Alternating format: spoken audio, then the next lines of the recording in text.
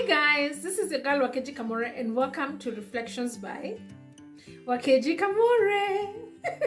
Thank you so much for tuning in today. Thank you so much, and I do hope that you're having a fantastic day wherever it is that you are and whatever time it is that you get to watch this Bible summary.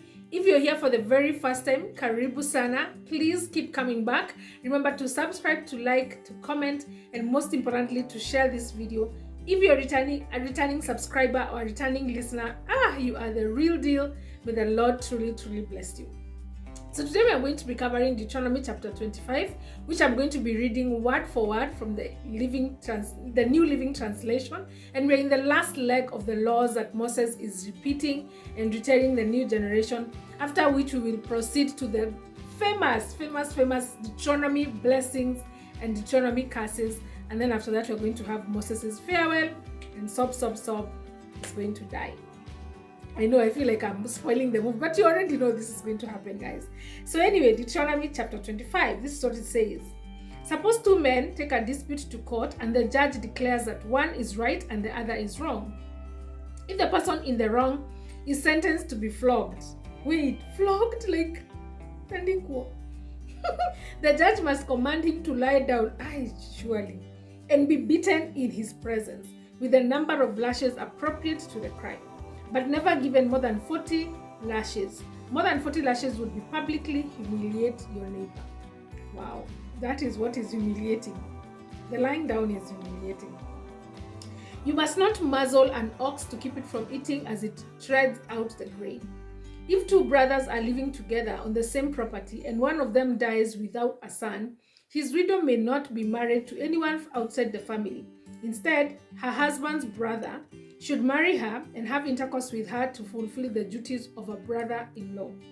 The first son she bears to him will be considered the son of the dead brother, so that his name will not be forgotten in Israel. I've seen this happen in some tribes here in this country.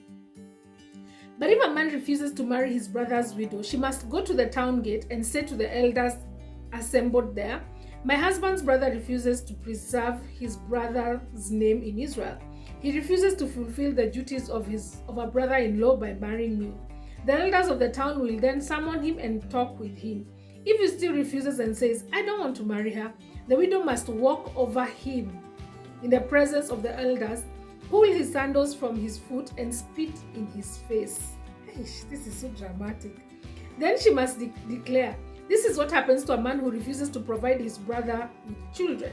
Ever afterward in Israel, his family will be referred to as the family of the man whose sandal was pulled off. Wow. If two Israelite men get into a fight and a wife of this is actually very dramatic.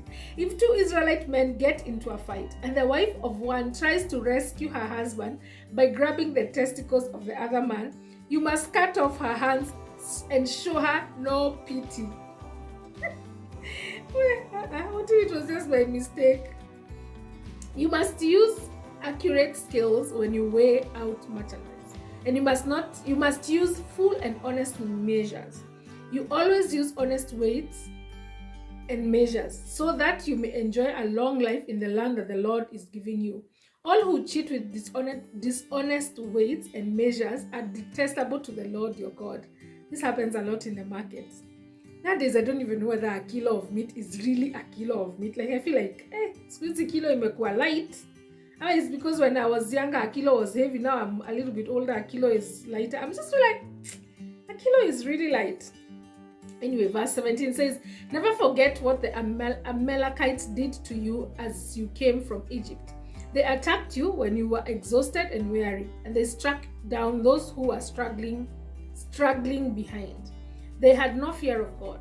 Therefore, when the Lord your God has given you rest from all your enemies in the land he's giving you as a special possession, you must destroy the Amalekites and erase their memory from under heaven. Never forget this." It's a serious instruction, man. It's a very serious instruction. So this chapter is quite dramatic. First the word flogging. The word flogging gives me trauma. I'm just like, what? Do you know how many times, guys, I was flogged for being naughty and cheeky? Because I am naughty and cheeky.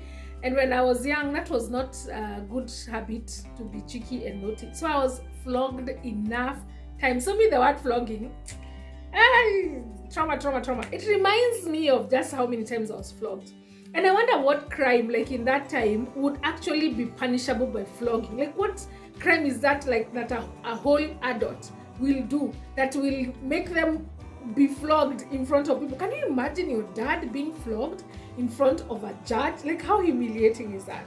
Then there's a wife being inherited to preserve, being inherited by his brother-in-law to preserve the husband's name.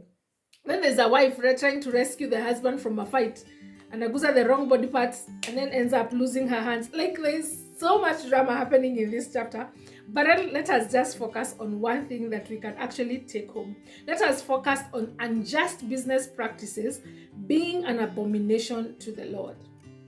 This is, we're not even going to do like principles and what. This is a direct instruction. This is a direct command for us to be honest in our dealings, both in business and in employment. You see, the thing is, it's very easy for us to know when we are being dishonest when you are running a business. It's very easy to know. In this area, I am being dishonest. But when you are employed, it's a little bit harder to know that you're being dishonest. Are you working all the hours that you're supposed to be working? Am you saying you're working from home and you're sleeping the whole time? Are you giving your best at what it is that you're supposed to be doing? Are you delivering the things that you're supposed to be? Are you trying your very best and giving your very best at whatever it is that you have been tasked to do? Are you being honest in the area of your employment? My challenge for us today is, let us be honest people. Let us be honest in all our dealings, whether you're running a business, whether you're employed, whether you're doing an informal employment, whether it's a formal employment. Let us be people who are honest in all our dealings. And I like the fact that that principle actually comes with a blessing. It says, so that we are able to live a long life. You don't want people to be cursing you. You don't want people to be going home after buying warus and they realize you put like half a debe and then they're there cursing you. Like honestly, be honest in all your dealings, whether you're employed, whether you're running a business, so that then we can have a long life. This is your girl Wakeji Kamore, and this has been Reflections by Wakeji Kamore.